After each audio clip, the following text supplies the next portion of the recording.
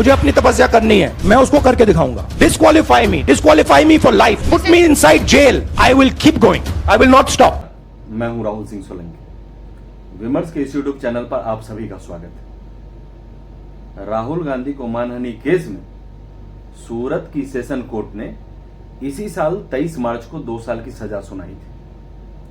हालांकि आधे घंटे के बाद ही उन्हें उस समय जमानत मिल गई थी। उसके अगले दिन यानी 24 मार्च को उनके संसद की सदस्यता चली गई। कल गुजरात हाई कोर्ट ने भी सेशन कोर्ट के फैसले को सुरक्षित रखा। अगर कल राहुल गांधी को हाई कोर्ट से राहत मिल जाती तो हो सकता था कि उनकी सांसदी वापस बहाल हो जाती और वो 2024 का चुनाव लड़ पाते। अब वो इस गुजरात हाई कोर्ट के फैसले के खिलाफ या तो हाई कोर्ट के हायर बेंच में जाएंगे या फिर सुप्रीम कोर्ट में अपील करेंगे। और अगर उन्हें वहां भी राहत नहीं मिलती है तो वो representation of the people act 1951 के तहत 8 साल तक चुनाव नहीं लड़ पाएंगे। और अगर ऐसा होता है तो अभी राहुल गांधी 53 साल के हैं और 8 साल बाद उनकी उम्र 61 साल की हो जाएगी। यानी वो अगला आम चुनाव 2034 का ही लड़ पाएंगे। और अगर ऐसी स्थिति बनती है तो यह राहुल गांधी के राजनीतिक जीवन पर पूर्ण विराम होगा। 2019 लोकसभा चुनाव से पहले कर्नाटक के कोलार में एक रैली के दौरान राहुल गांधी ने कहा था, चोरों का सरनेम मोदी। सभी चोरों का सरनेम मोदी ही क्यों होता है, चाहे वो ललित मोदी हो, नीरव मोदी या नरेंद्र मोदी। तो नरेंद्र मोदी को भला बुरा कहने के चक्कर में वो पूरे मोदी समाज को ही चोर ठहरा बैठे। उन्होंने उस समय चौकीदार चोर है जैसे नारों को गढ़ा। राजनीति में विरोध करना सही बात है, लेकिन विरोध के जगह पर हम अंध विरोध करके अपने विवेक को खो बैठते हैं। तो राहुल गांधी को उस समय इस बात की जानकारी होनी चाहिए थी कि यह जरूरी नहीं कि नाम एक हो तो गुण एक समान। अब राहुल गांधी के नाम में गांधी सरनेम है तो क्या गांधी जी पर भी भ्रष्टाचार का केस था? नहीं था। तो यहां तो सरनेम की बात है। नाम एक होने से भी गुण एक नहीं होते, कर्म एक नहीं होते। अच्छा, 2019 में देखिए राहुल गांधी क्या क्या बोला करते थे। नरेंद्र मोदी ने राफेल का 30,000 करोड़ अपने उद्योगपति मित्र की जेब में डाल दिया और वो हर जगह जहां भी बोल सकते थे यही सब बोलते थे, जबकि उस समय सबको पता था कि राफेल में कहीं कोई भ्रष्टाचार का मामला नहीं। लेकिन देखिए, उस समय उन्होंने बार बार अनिल अंबानी के नाम को घसीटा, एचएएल के बारे में बोला, झूठ का पहाड़ खड़ा करने की कोशिश की कि एचएएल का कॉन्ट्रैक्ट छीनकर सरकार ने उसे अनिल अंबानी को दे दिया। बार बार एक विमर्श को खड़ा करने की कोशिश की गई कि नरेंद्र मोदी की सरकार केवल चंद उद्योगपतियों को फायदा पहुंचाने का काम कर रही है। बाद में क्या हुआ? सुप्रीम कोर्ट ने राफेल मामले में दायर की गई सभी याचिकाओं को, जिसमें सौदे की प्रक्रिया में गड़बड़ी की दलीलें थी, उन सभी को खारिज कर दिया। और चौकीदार चोरे के बयान पर राहुल गांधी को सुप्रीम कोर्ट से बिना शर्त माफी मांगनी पड़ी। तो देखिए, मैं शुरू से कह रहा हूं, या तो राहुल गांधी में अब भी राजनीतिक परिपक्वता की कमी है या वो जो बोलते हैं अपने सलाहकार के कहे अनुसार बोलते हैं। 53 साल के हो चुके राहुल गांधी आज भी युवा है और यही कारण है कि आज तक वो राजनीति में राजनीतिक रूप से परिपक्व नहीं हो पाए। कुछ भी कर जाते हैं, कुछ भी बोल जाते हैं। आपको याद होगा, सुप्रीम कोर्ट में जुलाई 2013 में अपने एक ऐतिहासिक फैसले में कहा था कि अगर किसी जनप्रतिनिधि को, चाहे वो सांसद हो, विधायक हो या विधान परिषद का सदस्य हो, किसी को भी किसी मामले में अगर कम से कम 2 साल की सजा होती है तो उसकी सदस्यता तत्काल प्रभाव से खत्म हो जाएगी। उस समय केंद्र की तत्कालीन मनमोहन सिंह सरकार ने सुप्रीम कोर्ट के फैसले को बदलने के लिए अध्यादेश लाने की कोशिश की थी, लेकिन तब राहुल गांधी ने उस अध्यादेश की प्रति को फाड़कर फेंक दिया था। और आज सुप्रीम कोर्ट के उसी फैसले से राहुल गांधी की सदस्यता चली गई। ठीक है, माना कि आप सुप्रीम कोर्ट के फैसले का सम्मान कर रहे थे, लेकिन अध्यादेश को फाड़ना केवल और केवल राहुल गांधी की हाईकमान वाली सोच को दर्शाती है, और वो सोच आना तो लाजमी है।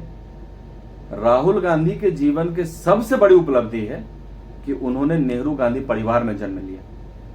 इससे बड़ा सौभाग्य किसी व्यक्ति के जीवन में क्या हो सकता है। तो हाई कमान वाली सोच उनको विरासत में मिली। जहां तक बात रही राजनीतिक परिपक्वता की, तो राहुल गांधी कभी अपशब्दों का प्रयोग नहीं करते, वो सीधे अध्यादेश फाड़ने में विश्वास रखते हैं। उन्हें सदन में क्या बोलना है वह भी उन्हें लिख कर दिया जाता है, या फिर बगल में बैठे सलाहकार बताते हैं। लेकिन बड़े आत्मविश्वास से कहते हैं कि मोदी उनके सामने 15 मिनट भी नहीं टिक सकते। अच्छा, आरोप लगाने की राजनीतिक कुशलता देखिए। स्वयं भ्रष्टाचार के आरोप में जमानत पर छूटे हुए, लेकिन वर्तमान केंद्र की सरकार पर राफेल डील में भ्रष्टाचार का आरोप लगाते घूम रहे थे। बड़ी से बड़ी हास्यास्पद बातों को भी बड़ी गंभीरता से बोल जाते हैं, और मैं दावे के साथ कह सकता हूं कि ऐसा कोई हास्य कभी भी नहीं कर सकता। मैं कोई राहुल गांधी पे कोई कमेंट या कटाक्ष नहीं कर रहा, लेकिन अगर आपकी पार्टी और आपके समर्थक आप में अगर प्रधानमंत्री की छवि देख रहे हैं, तो आपको राजनीति में थोड़ा बहुत परिपक्व और गंभीर तो होना पड़ेगा।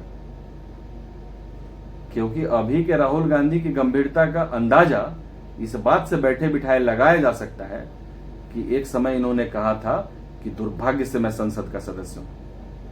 खैर, अब वो क्या करने वाले हैं यह सोचने वाली बात है। तो अब भी वो अपने दिए गए बयानों पर अगर सोच लें तो ठीक रहेगा। अब वो विक्टिम कार्ड खेल रहे हैं। अब वो कह रहे हैं मैं किसी से नहीं डरता, मुझे 6 साल के लिए 8 साल के लिए बाहर कर दीजिए, मैं लड़ता रहूंगा। तो लड़ना चाहिए अपने गलत बयानबाजियों से, अपने राजनीतिक अपरिपक्वता से। जो छोटी समस्या कोर्ट में माफी मांग लेने मात्र से दूर हो सकती थी, उसे राहुल गांधी ने अपने बड़े अहंकार और छोटी समझ से बड़ा बना दिया। आप सबों को मालूम होगा कि मानहानि के ज्यादातर मामले कोर्ट में मात्र माफी मांगने से मिट जाते। अगर राहुल गांधी भी माफी मांग लेते तो शायद ना वो भी दोषी ठहराए जाते और ना ही उनकी सदस्यता जाती। हो सकता है उन्हें आने वाले समय में सुप्रीम कोर्ट से राहत मिल जाए, लेकिन तब तक राहुल गांधी और उनकी पूरी पार्टी विक्टिम कार्ड खेल करेंगे। जनता से सहानुभूति लेने का प्रयास करेंगे, क्योंकि इस मुद्दे के अलावा इनके पास ऐसा कोई बड़ा विमर्श नहीं है जिसे वो 2024 के लोकसभा चुनाव में भुना सके। और वो सहानुभूति लेने का कार्यक्रम चालू हो चुका है। पूरी कांग्रेस पार्टी कह रही है कि राहुल गांधी ने हमेशा सच की लड़ाई लड़ी है और आगे भी लड़ते रहेंगे। भाजपा ने राहुल गांधी को कटघरे में खड़ा कर संसद से निलंबित कराया है। कांग्रेस का कोई भी नेता, हमारा कोई भी कार्यकर्ता इस राजनीतिक साजिश से नहीं डरता, और हम राजनीतिक लड़ाई और कानूनी लड़ाई दोनों लड़ेंगे। तो यह जो कह रहे हैं कि सत्य की जीत होगी और जनता की आवाज जीतेगी, तो जनता को भी मालूम है कि इसमें वर्तमान सरकार का कोई हाथ नहीं। राहुल गांधी की सदस्यता 2013 के सुप्रीम कोर्ट के फैसले के कारण गई है, और उस समय केंद्र में मोदी की सरकार नहीं थी। तो हो सकता है राहुल गांधी को मिली सजा से राहुल गांधी ही ना सीखे, लेकिन उनकी सदस्यता जाने के बाद यह उन तमाम नेताओं के लिए एक सीख होगा जिनकी जुबान को उठपटांग बोलने का स्वाद लग चुका है। मैं किसी पार्टी विशेष की बात नहीं कर रहा। आज जो हालात है, कोई राष्ट्र के खिलाफ बोलता है तो कोई सेना पर टिप्पणी करता है। कुल मिलाकर आज की राजनीति में अशोभनीय टिप्पणी और अमर्यादित भाषण का फैशन सा हो चला है। तो हो सकता है आने वाले समय में तमाम राजनीतिक बयानवीरों के लिए राहुल गांधी का उदाहरण एक नजीर बने। आज के लिए इतना ही, फिर मिलते हैं अगले अंक में किसी और विषय के साथ।